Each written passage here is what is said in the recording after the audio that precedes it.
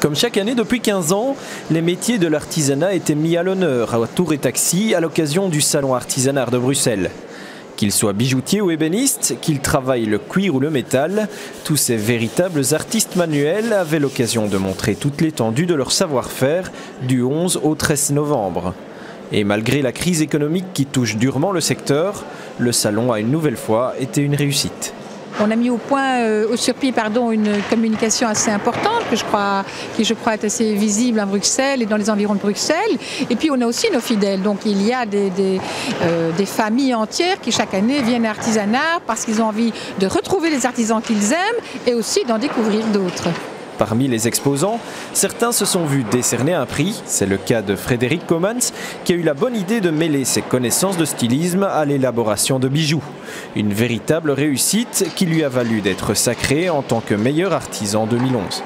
J'aime bien en fait marier les matières précieuses et les matières plus anodines ou utiliser des techniques à la limite même enfantines. Comme dans la collection des bijoux textiles, en fait il s'agit d'un système de tricot tubulaire que tous les enfants connaissent, c'est le tricotin. Mais il s'agit d'utiliser d'autres matières, d'assembler des couleurs ou des matières de nouveau avec le plexi. Peut-être plus tard je vais faire aussi avec du bois. Et donc j'aime vraiment beaucoup associer des matières qu'a priori on ne voit pas se marier. Également primé, Philippe Segers s'est vu récompensé de son travail de couvreur ardoisier, un métier discret qui nécessite à la fois de la technique et du courage. On travaille par tous les temps, mais bon, c'est agréable. Quand on est passionné, c'est magnifique, on n'est pas entre quatre murs. Et donc il faut un esprit d'aventure également, avoir un solide caractère. Mais c'est magnifique, quand on accroche, on arrive à faire des choses magnifiques. Mais la véritable révélation de ce salon, elle vient sans doute du travail de Rémi Clincard.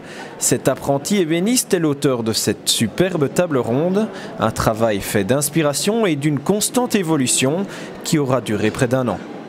Le plateau là au centre tourne et je voulais créer une table avec un plateau au centre qui tourne. Et après j'aime bien tout ce qui est en courbe et qui est assez courbé, et j'ai regardé sur internet tout ce que je pouvais trouver. Et j'ai vu une table avec un piétement du même genre. Et après, c'est de là que m'est venue l'inspiration, mais j'ai beaucoup d'imagination personnelle. De quoi donner aux visiteurs une idée plus précise de la richesse de ces métiers manuels et pourquoi pas entraîner chez les plus jeunes d'entre eux la naissance d'une vocation.